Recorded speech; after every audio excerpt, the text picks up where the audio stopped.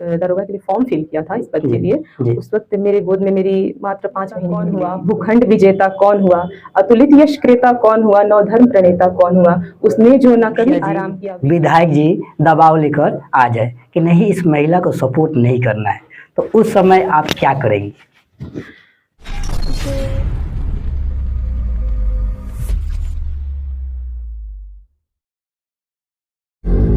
जय हिंद, मैं सामाजिक कार्यकर्ता मिथिलेश सिंह कुशवाहा। आज हमारे स्टूडियो के एक ऐसी महिला गेस्ट है जिनके संघर्ष को देखकर सभी महिलाएं और लड़कियां दंग रह जाएंगी। तो आज हमारे स्टूडियो के गेस्ट है प्रियंका कुमारी, जो कि अभी चयनित है सब इंस्पेक्टर के पद पे। सबसे पहले मैं आपको बहुत बहुत बधाई देता हूँ। Thank you. सबसे पहले आप हमारे दर्शक को आप अपना परिचय बताइए। मेरा नाम PSI प्रियंका कुमारी है और मैं छपरा जिले के खैरा थाना क्षेत्र की रहने वाली हूँ। और वर्तमान में मैंने मोतिहारी जिले में as a sub inspector join किया है और अभी मैंने अपनी ट्रेनिंग सब इंस्पेक्टर की कंप्लीट की है। आपकी प्रारंभिक शिक्षा और उच्च शिक्षा कहाँ से प्राप्त हुआ है? प्रारंभिक शिक्षा मेरी खैरा में ही कॉन्वेंट स्कूल था, शारदा बाल विकास मंदिर से स्टार्ट हुई है। और हाई स्कूलिंग मेरी राणा प्रताप हाई स्कूल रामपुर कला से हुई है और ग्रेजुएशन मैंने JPM कॉलेज छपरा से किया है। इस पद पर आने के लिए आपको क्या क्या संघर्ष करना पड़ा था? संघर्ष तो करना पड़ा था क्योंकि पहले से मैं जॉब में थी और जब मैंने इस दारोगा के लिए फॉर्म फिल किया था इस पद के लिए, उस वक्त मेरे गोद में मेरी मात्र 5 महीने की मेरी बेटी थी। तो काफी स्ट्रगल था, वो पूरी तरह से मेरे ही ऊपर डिपेंडेंट थी। मुझे जॉब करना था, उसको संभालना था और साथ में तैयारी भी करनी थी। तो दिन कब होता था रात कब होती थी पता नहीं चलता था। कभी कभी उसको संभालते संभालते और कभी कभी ऐसे गोद में वो रहती थी, इधर बुक होता था और कुछ टॉपिक्स पढ़ रहे हैं और पता चला कि खिड़की से सूरज निकल गया, ऐसा होता। यानी आपकी शादी होने के बाद जी ये पद आपको प्राप्त हुआ है, तो ये तो बहुत ही संघर्ष करना पड़ा होगा। आज के हम समाज में देखते हैं जो लड़कियां हैं तैयारी करती हैं, उनका शादी नहीं हुआ है, फिर भी उनको फिजिकल की तैयारी करने में बहुत संघर्ष करना पड़ता है। आप कैसे तैयारी की थी? टाइम मैनेजमेंट बहुत मुश्किल रहता था, सब कुछ देखते हुए, बच्ची को देखते हुए अपना अपना ख्याल रखना, फैमिली का। इसमें मेरे हस्बैंड का बहुत ज़्यादा साथ रहा है, उन्होंने हमेशा मेरे साथ वो अपना टाइम देते रहे। और जॉब करते हुए फिर जैसे तैसे मतलब मेरे लिए इजी नहीं था, ये बहुत मुश्किल से मैंने किया है। कहीं ना कहीं जैसे आपके घर में जैसे सासू माँ है या ससुर जी हैं या समाज के लोग हैं, आपको शादी होने के बाद में आप दौड़ने जाती होंगी, तो उन लोगों का रिएक्शन कैसा रहता था आपके प्रति? फैमिली मतलब ये सपोर्ट में मैं बहुत लकी हूँ, उनका हमेशा मेरा सपोर्ट रहा मेरे साथ। और फिजिकल की तैयारी तो मैंने गया डिस्ट्रिक्ट से, वही मेरी पोस्टिंग थी। अच्छा। तो वहीं से की है, तो वहाँ पे और मतलब फैमिली की तरफ से कोई ये रोक टोक नहीं था, बल्कि उनका पूरा फुल सपोर्ट था कि हाँ आप कीजिए, आप कीजिए। बहुत अच्छा, ऐसे फैमिली हर लड़कियों को मिलना चाहिए जिसमें उनका पढ़ाई हिट न हो। तो आप कितने अटेम्प्ट में इस पद को आप प्राप्त कर ली हैं? First attempt. फर्स्ट अटेम्प्ट, आपको बहुत बहुत बधाई कि फर्स्ट अटेम्प्ट में ही। अब आप हमको बताने का प्रयास कीजिएगा, जो भी लड़कियां तैयारी करना चाहती है, चाहे जो भी महिला है जिनका शादी हो गया लेकिन अभी भी पढ़ाई कर रहे हैं, वो किस तरह से पढ़े कि उनका भी इसमें सिलेक्शन हो जाए? अगर लाइफ में मतलब अपने लिए कुछ करना है, और ये तो जरूरी है कि लड़कियों को करना ही चाहिए, सेल्फ डिपेंडेंट बनना बहुत जरूरी है। मतलब जरूरी ही नहीं, मतलब आज की आवश्यकता है कि आप अपने परिवार के लिए, अपने लिए और समाज के लिए सेल्फ डिपेंडेंट बनिए, कुछ कीजिए। तो इसके लिए अगर ऐसी सोच है कि मुझे कुछ करना है तो बस शुरू कर देना है, फुल डेडिकेशन और फोकस के साथ शुरू कर दीजिए। क्योंकि जिस कंडीशन में मैंने किया है वैसे उससे अगर कंपेयर किया जाए तो कोई भी कर सकता है। थोड़ा सा अपना मेहनत देना है, थोड़ा सा डेडिकेशन देना है और कुछ है सेक्रीफाइसेस करनी पड़ती है। जैसे मुझे मूवीज देखना बहुत पसंद था। अच्छा। बहुत ज्यादा पसंद था। तो जिस दिन से मैंने फॉर्म फिल किया तब से मैंने बिल्कुल देखना ही बंद कर दिया था, और जिस दिन मेरी मेरिट आई उसके बाद मैंने मूवी देखा। बहुत अच्छा। तो थोड़ा सा सेक्रीफाइस, मतलब हर चीज से नाता तोड़ लेना ही एक सफलता की राज है। आप प्रतिदिन पहले और जब आप फॉर्म फिल कर दी SI का, तो कितने घंटा प्रतिदिन पढ़ाई करती थी?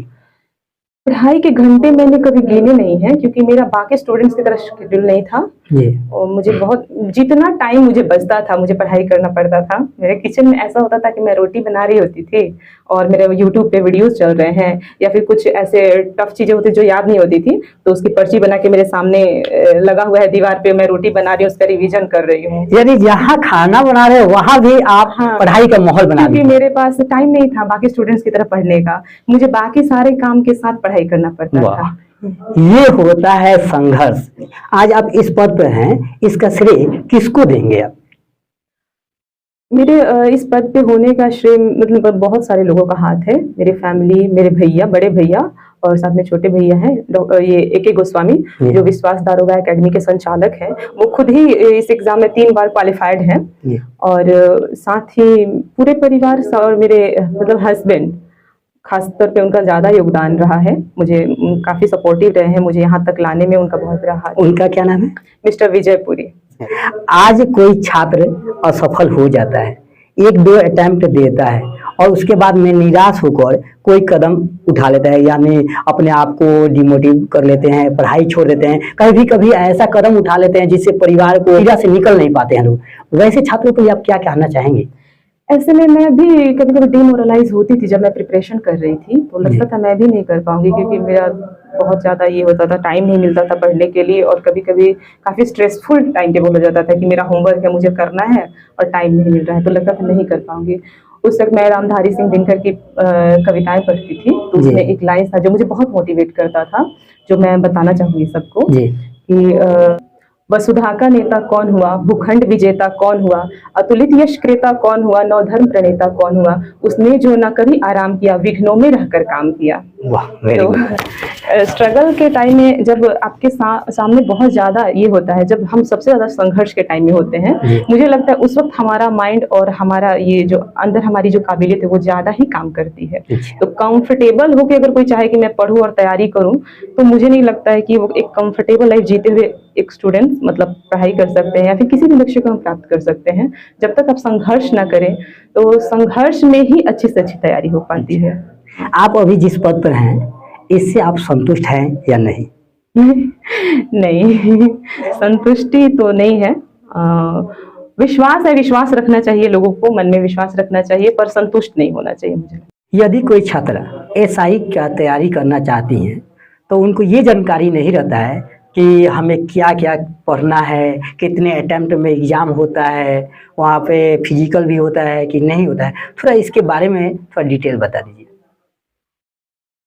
तैयारी के लिए तो पहले फॉर्म फिल कर देना होता है। फॉर्म फिल करने के बाद प्रिलिमिनरी एग्जामिनेशन होती है, जो उसमें सिर्फ वो क्वालिफाइंग होता है, उससे आपकी मेरिट नहीं बनती है उसके मार्क्स से, तो लेकिन उसको पास करना जरूरी रहता है। तो उसके लिए जो हम मार्केट में जो अवेलेबल गाइड बुक्स हैं, ज़्यादा विशेष पढ़ने की जरूरत नहीं है। गाइड बुक्स आते हैं जैसे क्राउन, लूसेंट्स, PD वगैरह, और क्लास नोट्स तो लोग को मिल ही जाते हैं, और प्रैक्टिस सेट और साथ में रिवीजन, ये ज़्यादा ज़रूरी होता है। और प्रिलिमिनरी देने के बाद, PT पास करने के बाद मेंस का आता है, मेंस देना रहता है, और मेंस क्वालिफाई करने के बाद आपको फिजिकल एफिशिएंसी के लिए जाना होता है। तो और जब फिर उसमें फिर आपको अपना रनिंग वगैरह, हाई जंप, लॉन्ग जंप, ये सब का एग्ज़ाम देना रहता है। उसमें पास होने के बाद फाइनल मेरिट बनती है, जो मेंस के मार्क्स से बनता है। तो उसके बाद मेरिट बनती है और फिर फाइनल सिलेक्शन। आप सभी छात्रों को कौन सा बुक प्रेफर करेंगी कि जो उसको अधिकतर वो लोग पढ़े? SI के लिए गाइड बुक्स ज़्यादा जरूरी है। कुछ विशेष ये बुक जैसे घटना चक्र SI का आता है। हाँ, घटना चक्र हो गया, लूसेंस हो गया, क्राउन हो गया, और साइंस के लिए स्टडी का साइंस, जो रेलवे साइंस आता है, वो बहुत ज़्यादा हेल्पफुल हो जाता है। मतलब इस पद के लिए इतना काफ़ी है कि गाइड बुक्स कर लें, और प्रैक्टिस सेट जरूरी होता है, प्रैक्टिस सेट प्रैक्टिस करना ज़रूरी है। फिर साथ में अगर आप कोचिंग ज़रूरी है, कोचिंग करिए। सेल्फ स्टडी भी जरूरी, अगर आप कोचिंग में जो पढ़ाया जाता है उससे ज़्यादा उसको रिवीजन करना जरूरी रहता है। आप कोचिंग में पढ़िए, क्योंकि वहाँ पे एक कंपटीशन का माहौल है, तो माहौल बहुत ज़रूरी होता है। तो कोचिंग जाना चाहिए, लेकिन उससे ज़्यादा आपको सेल्फ स्टडी करना होता है। हाँ, खुद पे वर्क करना बहुत ज़रूरी है। तो बुक्स तो काफ़ी अवेलेबल होते ही हैं, बुक्स ले लीजिए, पढ़िए, और साथ में रिवीजन करिए, कोचिंग से गाइडेंस लीजिए, और खुद से ज़्यादा एफर्ट लगाइए। आप हमारे सभी छात्राओं को, हमारे दोस्तों को ऐसी 3 गलतियां बताइए जो उनको नहीं करना चाहिए, विशेषकर हमारे सभी जितने भाई बहन हैं, तो बहन में ले लीजिए कि उनको 3 गलतियां नहीं करनी चाहिए अधिकतर। खास तौर पे अगर लड़कियों के लिए कहा जाए तो मैं अपने सोसाइटी में देख रही हूँ कि टाइम बहुत कम मिलता है पढ़ने के लिए। टाइम बहुत कम मिलता है, बचपन से ही शादी का ही प्लानिंग चलते रहता है घर में। मेरे साथ यही हुआ था। तो आपके पास जितना टाइम मिले, चाहे लड़का हो या लड़की, उस टाइम को आप वेस्ट मत कीजिए। वो स्टूडेंट्स लाइफ या पढ़ने का जो टाइम मिलता है वो गोल्डन टाइम होता है, उसको यूटिलाइज कीजिए, क्योंकि बाद में पछताने से कुछ नहीं मिलता है। क्योंकि टाइम बीत जाने के बाद हमारे हाथ कुछ नहीं रहता है। पहला तो टाइम वेस्ट मत कीजिए, और सबसे इम्पॉर्टेंट चीज़ है कि अपने माँ बाप की आंखों में जो सपने हैं उसको देखिए, उसको महसूस कीजिए, उन्हें हर्ट मत कीजिए। माँ बाप को कभी हर्ट मत कीजिए, और उनके सपनों को सच करने की दिशा में काम कीजिए। दूसरी और तीसरी बात है कि डीमोरलाइज नहीं होना है ज़्यादा से ज़्यादा, बस फोकस्ड हो जाइए, मेहनत कीजिए। और मेहनत, कहते हैं कि लहरों से डरकर नौका पार नहीं होती, और कोशिश करने वालों की हार नहीं होती है। तो कोशिश करते रहिए, अपने माँ बाप के सपनों को साकार कीजिए, टाइम वेस्ट मत कीजिए और पढ़ाई कीजिए। आप एसआई की तैयारी स्पेशल कर रही थी या जनरल कंपटीशन की तैयारी कर रही थी? एक्चुअली में मैं जनरल कंपटीशन की मैं तैयारी नहीं कर रही थी। मैंने फॉर्म फिल किया था और मैं इसी चीज़ की तैयारी करना शुरू तो एसआई पद ही क्यों चॉइस किए कि हमें दरोगा ही बनना है, सब इंस्पेक्टर ही बनना है? एक्चुअली में ये पद जो है मतलब ग्राउंड लेवल पे लोगों से जुड़ता है। एक आम आदमी से सीधा सीधा जुड़ाव एक दरोगा का होता है। पहली बात तो कि यूनिफॉर्म से लगाव था शुरू से, कि यूनिफॉर्म से है बचपन से कि नहीं, यूनिफॉर्म ऐसा। और सब इंस्पेक्टर इसीलिए लगता था कि एक थाना इंचार्ज जो होता है अपने क्षेत्र में आम आदमी से सीधा सीधा जुड़ता है, उसके समस्याओं को सुनता है, महसूस कर सकता है। तो ये पद मुझे बहुत इंपॉर्टेंट लगा था, बहुत अच्छा लगा। जिस समय आप अध्ययन कर रही थी उस समय आपको शादी के लेकर बातचीत चलने लगी, और शादी के लेकर दिन फिक्स भी हो गया, तब फिर अपने आप को कहीं ना कहीं तो आप हतोत्साहित हुई होंगी कि हम मेहनत किए, उसके बाद में अब लोग शादी कर रहा है, आगे वाला पढ़ाएगा कि नहीं, तो उस समय अपने आप को कैसे प्रोत्साहित की? शादी की बात चलने लगती थी तो बहुत स्ट्रेस होती थी, लगता था कि नहीं मुझे तो करना है कुछ और अगर शादी हो जाएगी तो फिर वही हाउसवाइफ की ज़िंदगी और मैं कुछ कर नहीं पाऊंगी। तो उस बीच मेरी शादी जब फिक्स होने लगी तो मैं अपने माँ से ये बात बोली थी। तो उन्होंने कहा था कि नहीं, पहले हम ऐसा फैमिली ही ढूंढेंगे कि जो आपको पढ़ाई में सपोर्ट करे। तो शादी की बात चली तो उधर से मतलब आया कि नहीं, पढ़ाई में कोई दिक्कत नहीं आएगी, हमारी तरफ से सपोर्ट किया जाएगा। फिर इनसे बात हुई तो इन्होंने भी ये प्रॉमिस किया कि नहीं, आपको पढ़ाई में सपोर्ट किया। आप सभी छात्राओं को क्या संदेश देना चाहती हैं? जो भी जूनियर हैं लड़कियां, उनको क्या संदेश देना चाहती हैं? लड़कियों के लिए विशेषकर जरूरी है सेल्फ डिपेंडेंट बनना। आप निर्भर नहीं रहे किसी पे, निर्भर रहे। और जो समाज में कुरीतियाँ या फिर है घरेलू हिंसा ही जैसा हो रहे थे, घरेलू हिंसा हो गया या फिर किसी भी तरह का भेदभाव, किसी तरह की कुरीति, ये उत्पन्न ही इसलिए होती है कि हम डिपेंडेंट किसी और पे हो जाते हैं।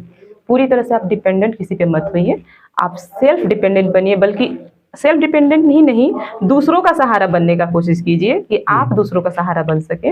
और हमारी ये सिर्फ हमारा अधिकार नहीं है कि हमें पढ़ना है, पढ़ लिख कर, मतलब ये नहीं कि हमारा अधिकार है माँ बाप से कि नहीं हमें पढ़ना है, पढ़ लिख कर शादी मत करो, नौकरी करना है। तो ठीक है, शादी अपनी जगह है और पढ़ना लिखना नौकरी करना अपनी जगह है।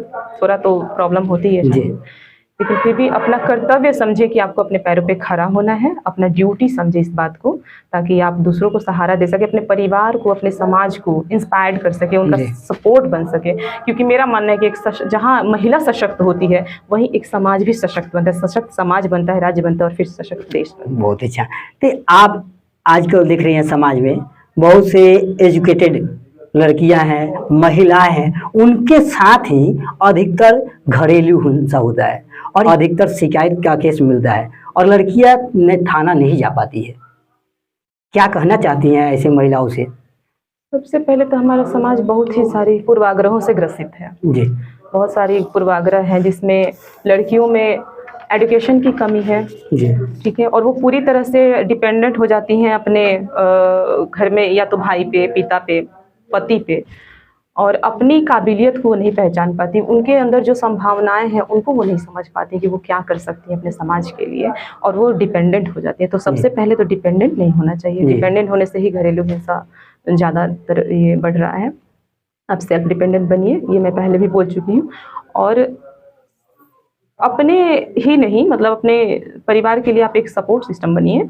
तो और दूसरी बात है कि महिलाओं में अभी भी एजुकेशन की काफ़ी कमी है, वो खुद अपने अधिकारों को भी नहीं जानती हैं। बहुत सारे कानून हैं बने हुए उनके लिए, उनके बचाव के लिए, उनके अधिकारों के लिए, वो ना ही उन कानूनों को जानती हैं, ना अधिकारों को जानती हैं। बेसिक्स नॉलेज भी नहीं है, शिक्षा नहीं है, ये सबसे बड़ा रीज़न है। तो सबसे पहले तो पढ़ाई लिखाई ज़रूरी है, पढ़ाई लिखाई करिए और सेल्फ डिपेंडेंट बनिए, और सेल्फ डिपेंडेंट ही नहीं, दूसरों का सहारा बनिए। कोई छात्रा चाहे छात्र अनेकों लक्ष्य लिए रहते हैं, कभी ग्रुप डी, कभी पुलिस, तो कभी बीपीएससी, तो कभी एसएससी, बैंकिंग, अनेकों लक्ष्य बनाए रहते हैं। तो उन छात्राओं के लिए क्या कहेंगे? क्या वो अनेकों लक्ष्य बनाए रहेंगे तो सफल होंगे कि नहीं? आपको एक अर्जुन की नज़र रखनी चाहिए, जैसे कि अर्जुन ने मछली की आंख पे तीर मारा और सीधा वो अपना लक्ष्य साधा था, उस तरह होना चाहिए। कहावत भी है ना कि एक साधे सब साधे, सब साधे सब जाए। तो एक बार में आप सभी चीज़ें नहीं कर सकते हैं। आप अपना एक लक्ष्य उसको तय कीजिए और उसके प्रति डेडिकेटेड होकर तैयारी कीजिए। पूरी मेहनत और डेडिकेशन के साथ अगर कुछ और फोकस होकर कुछ किया जाए तो ऐसा नहीं कि नहीं हो पाएगा, सब चीज़ संभव हो सकते हैं। और इंसान तो कुछ भी कर सकता है। हम देख ही रहे हैं कि कोई पहाड़ काट के रास्ते बना रहे, कोई माउंट एवरेस्ट फतह कर रहे हैं, अंतरिक्ष में जा रहे हैं, लेकिन तब जबकि हमारा लक्ष्य एक हो, निश्चित हो, अर्जुन की तरह हमारी नज़र हो और मेहनत करने की मतलब एक क्षमता हो अंदर में कि नहीं, और एक भूख हो कि नहीं मुझे करना है, मुझे पाना है, उसके लिए कुछ सेक्रीफाइस भी कर सके। तो सारी चीज़ें एक साथ लेकर नहीं चल सकते हैं। हमारे समाज में मैम देखा जाता है कि बहुत सी लड़कियां पढ़ना चाहती है, लेकिन उनके माता पिता सुरक्षा के कारण उनके पढ़ाई से वंचित कर दे रहे हैं। कहीं ना कहीं समाज के डर से वो उसकी पढ़ाई को वंचित कर दे रहे हैं। तो वैसे माता पिता को आप क्या सजेस्ट करेंगे? देखिए, सबसे पहली बात कि पढ़ाई लिखाई से वंचित कर देना सुरक्षा को के नाम पे, ये अपने आप में घरेलू हिंसा है जी। इसे भी मैं घरेलू हिंसा के नाम पे नज़र से देखती हूँ कि मेरी बहन या बेटी बाहर जाएगी तो उसके साथ तो उसको प्रतिबंधित कर दो घर में। ये सबसे बड़ी घरेलू हिंसा तो घर से यहीं से शुरू हो गई कि आपने उसके पंख ही काट दिए। ठीक है, आपने अपने ही बच्ची के पंख काट दिए। वो क्या करना चाहती थी या कर सकती थी आपने समझा नहीं, और तो समाज से तो उसको बाद में नुकसान पहुंचेगा, सबसे पहले आपने घर में ही उसको नुकसान पहुंचा दिया था और उसका फ्यूचर बर्बाद हो चुका जैसे ही हमने उसको घर में बंद किया। तो सामाजिक सुरक्षा भी तभी आती है जब एक महिला सशक्त होती है, उसके अंदर एजुकेशन हो, वो सशक्त हो, सेल्फ डिपेंडेंट हो, बाहर निकले।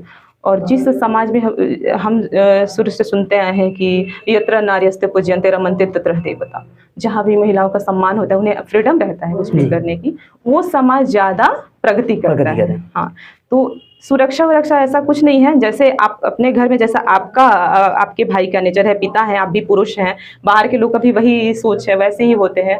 तो हम लोग भी इसी सोसाइटी से निकले हैं, यहीं से। तो हमने भी जब पढ़ाई की थी तो लगता था घर पे मतलब सुनने को मिलता था। माँ बाप ने कभी ये नहीं किया, मेरे माता पिता हमेशा सपोर्टिव रहे, खासतौर पर मेरी माँ का बहुत ज़्यादा रोल रहा है। और आपकी माँ का नाम?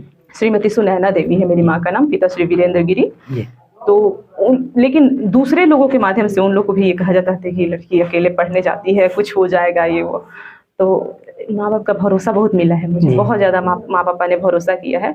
और हमारी भी ड्यूटी होती है कि जब माता पिता भरोसा करें तो उस भरोसे पे, उस विश्वास को कायम रखें, उस पर खड़े उतरे। जब आपको टाइम मिल रहा है तो उसको यूटिलाइज करिए, उन्हें रिजल्ट्स दीजिए, क्योंकि हर माँ बाप का सपना होता है आप कुछ कीजिए, पढ़िए लिखिए। तो और फ्रीडम तो देना चाहिए, घर में बंद कर देने से नहीं होगा। वो वहीं पे असुरक्षित तो वो घर में ही हो गई, क्योंकि उसका सारा फ्यूचर का जो भी प्लानिंग, जो भी सपने हैं, सारे खत्म हो चुके हैं, सब उसके पंख काट दिए गए, सब चीज़। तो असुरक्षा तो मुझे घर में दिखाई देता है अगर घर में बंद कर दिया जाए तो। बाहर निकलना जरूरी है। यदि कोई लड़कियां या महिला कोई कंप्लेन लेकर आपके पास, आपके थाने में आती है और उसी वक्त कोई मुखिया जी, विधायक जी दबाव लेकर आ जाए कि नहीं इस महिला को सपोर्ट नहीं करना है, तो उस समय आप क्या करेंगी? एक महिला होने के चलते मुझे एक महिला की मानसिकता पता है कि जब उसके ऊपर समाज तो ऐसा है कि महिलाएं तो नॉर्मल परेशानी लेकर थाने जाती नहीं है, वो जाएंगी नहीं जब तक कि पूरी तरह से अति ना हो जाए, वो निकलती नहीं है। और उसके बाद उनकी मानसिकता मैं अच्छी तरह से समझ सकती हूँ, उनके कष्ट को मैं महसूस कर सकती हूँ। तो उस वक्त मुझ पे तो कोई दबाव नहीं काम कर सकता है। बहुत ही आपसे यही मुझ पे कोई उम्मीद दबाव नहीं। रहेगा। मुझे बिल्कुल हमारी ट्रेनिंग भी इस तरीके से कराई गई है जी और हमें ऐसे इंस्ट्रक्शंस भी मिले हैं कि किस तरह से वर्क करना है, पब्लिक फ्रेंडली होके, उनके सपोर्ट में, किसी भी दबाव में पड़े बिना और लोगों का सर्विस देनी है। तो दबाव वबाव तो नहीं खाते। सही, ऐसी ही होना चाहिए। आपका कोई मूल मंत्र बताइए जो आपके साथ हमेशा रहता हो, जब भी आप डिमोटिव होती हैं तो वो मूल मंत्र आपको हमेशा पॉजिटिव रास्ता दिखाता है। माँ पापा जिस समाज से मुझे बाहर मतलब पढ़ाई के लिए भेजे जी और उनका स्ट्रगल मेरे लिए हमेशा से मेरे लिए एक मोटिवेशन रहा है। जब भी मैं डिमोटिवेटेड होती थी तो मुझे मेरे माँ पापा का स्ट्रगल याद आता था कि जहाँ पे सब लोग एक कंफर्टेबल लाइफ जीने की सोचते थे, वो अपने हर कंफर्ट को छोड़कर अपनी सारी चीज़ें जितने भी संसाधन होते हैं वो हमारे भाई बहनों की पढ़ाई में लगा रहे थे। तो उनका कष्ट मुझे हमेशा मेरे आंखों के सामने रहता था, उनके आंखों के सपने। तो वो मेरे लिए ये सबसे ज़रूरी था कि नहीं, उनके लिए मुझे कुछ करना है, उनको प्राउड फील कराना है। तो अभी तक मैंने कराया नहीं है, जो कराना है वो बाकी है। तो ये सबसे ज़्यादा मेरे लिए मोटिवेशन था। और खुद के लिए तो था ही कि मुझे करना है, समाज के लिए कुछ करना है, मन में था।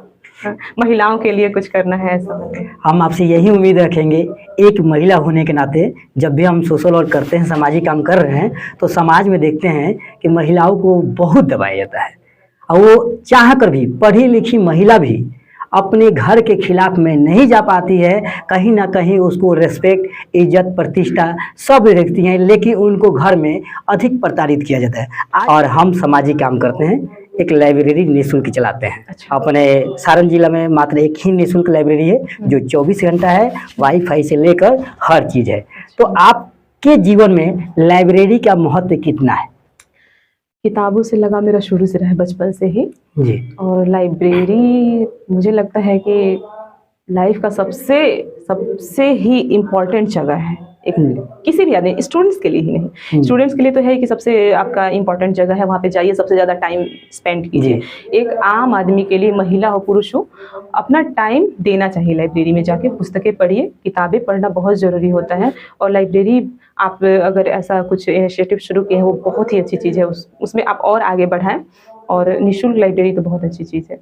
और लाइब्रेरी मतलब उससे ज़्यादा इम्पोर्टेंट, किताबों से ज़्यादा इम्पोर्टेंट और लाइब्रेरी से इम्पोर्टेंट जगह मुझे दुनिया में कोई नहीं लगती है। लेकिन फिर भी आपके समाज में देखा जाए तो जो कंपटीशन की तैयारी करते हैं या छोटे छोटे बच्चे हैं, उसमें से पूरे 24 घंटा खुलने के बाद में लाइब्रेरी के वाईफाई के सुविधा के साथ में ऐसे 10-15 लाइट एक ही रूम में लगने के बाद में भी बच्चों की संख्या 4 से 5 रहता है। इस पे आप क्या कहना चाहेंगे? और गार्जियन पूछते भी नहीं है, एक दिन बच्चा आ गया फिर दूसरे दिन नहीं आता है तो गार्जियन पूछता नहीं है कि आज कल गए थे आज क्यों नहीं। तो वैसे बच्चे को क्या कहना चाहते हैं और वैसे गार्जियन को? गार्जियंस को इसमें अपना ये लेना चाहिए, गार्जियंस को भेजना चाहिए बच्चों को। अगर नहीं जाते हैं तो उनसे पूछना भी चाहिए कि क्यों नहीं गया, टाइमली भेजना चाहिए। और बच्चों को मैं ये कहूँगी कि आप इलेक्ट्रॉनिक्स गैजेट्स जो हैं, जिसकी वजह से सबसे ज़्यादा डिस्ट्रैक्ट बच्चे होते हैं, इस सबसे दूरी बनाएं। एक टाइम टेबल फिक्स करें कि मुझे कब फ़ोन यूज़ करना है, कब खेलना है। और सबसे ज़्यादा आपको टाइम लाइब्रेरी में देना चाहिए। उससे ज़्यादा इम्पोर्टेंट जगह आपकी लाइफ में कोई होना ही नहीं चाहिए, और होता भी नहीं है। ये अलग बात है कि हम डिस्ट्रैक्ट होकर कभी खेलने निकल जाते हैं, कभी मूवीज़ देखते हैं ज़्यादातर दोस्तों में, या फिर फ़ोन चला रहे हैं। तो ये सारी चीज़ें हमें सिर्फ असफलता की तरफ ले जाती है, हमारा लाइफ बस बर्बाद हो रहा होता है इस सब चीज़ों में।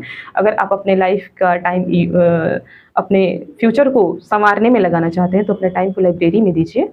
बुक्स पढ़िए, ज़्यादा से ज़्यादा बुक्स पढ़िए, ज़्यादा से ज़्यादा स्टडी करिए, इससे आपका फ्यूचर बहुत ब्राइट होगा। इस चैनल के माध्यम से जो भी व्यक्ति संघर्ष करके आगे बढ़े हैं, उनके संघर्ष के कहानी दिखाया जा रहा है। KDF तक यूट्यूब चैनल है, इसके बारे में आपका क्या विचार है? ये कार्य सही है या गलत है? इसमें आपका क्या भूमिका हो सकता है? गलत तो बिल्कुल नहीं है, और सही कहना भी इसको थोड़ा सा ये करने मतलब इसको कम आंकने जैसा होगा। ये बहुत ही एक ऊंची बात है कि जितने लोग स्ट्रगल कर रहे हैं उनके स्ट्रगल को सामने लाया जा रहा है। और लोगों के सामने लाने से ऐसा होगा कि जो लोग ऐसा सोच लेते हैं कि मैं नहीं कर सकता, तो उनके लिए ये बहुत ज़रूरी चीज़ है। आप इसके लिए बधाई के पात्र हैं, आप ऐसा काम कर रहे हैं, Thank you. बहुत अच्छा काम कर रहे हैं। लोगों के संघर्ष को सामने लाइए ताकि बाकी जो बच्चे हैं जो ऐसा सोचते हैं कि मैं नहीं कर सकता या मेरे फैमिली बैकग्राउंड ऐसा है, मुझे ये सपोर्ट नहीं मिलता, मेरे पास ये सुविधा नहीं है, ऐसे लोगों को ये संघर्ष वाली स्टोरीज ज़्यादा इंस्पायर्ड करती हैं। वो लोग मोटिवेटेड होंगे और अपना कैरियर बना सकेंगे। तो थैंक यू, आपको बहुत मैं बहुत बोलना धन्यवाद। चाहती हूँ कि आप ये काम कोई कर नहीं, रहे हैं। आपको भी बहुत बहुत धन्यवाद, क्योंकि आज हमारे समाज में लड़कियां की शादी हो जाता है तो उसी समय से सोच लेती है कि मेरा करियर खत्म। लेकिन आप अभी देख सकती हैं, रियल उदाहरण आपके सामने है। शादी होने के बाद, एक बाबू होने के बाद में भी अपना किसी तरह की समस्या से ग्रसित होकर नहीं बैठी, अपना जो लक्ष्य शादी थी उस लक्ष्य को पूरा की और आज हमारे चैनल के पास में बैठी हैं और अपना संघर्ष की कहानी दिखाएं। अगर आप भी चाहते हैं कि ऐसे ऐसे संघर्ष की कहानी देखें तो KDF तक YouTube चैनल को सब्सक्राइब कर लीजिए और ऐसे ऐसे कहानी आपको प्रतिदिन मिलेगा। तो आपको इस चैनल पर आने के लिए बहुत बहुत धन्यवाद। थैंक यू, आपको भी। आप लोगों को भी, सभी दर्शकों को बहुत बहुत धन्यवाद। हमारे कैमरामैन कब से सर हैं, इनको भी बहुत बहुत धन्यवाद।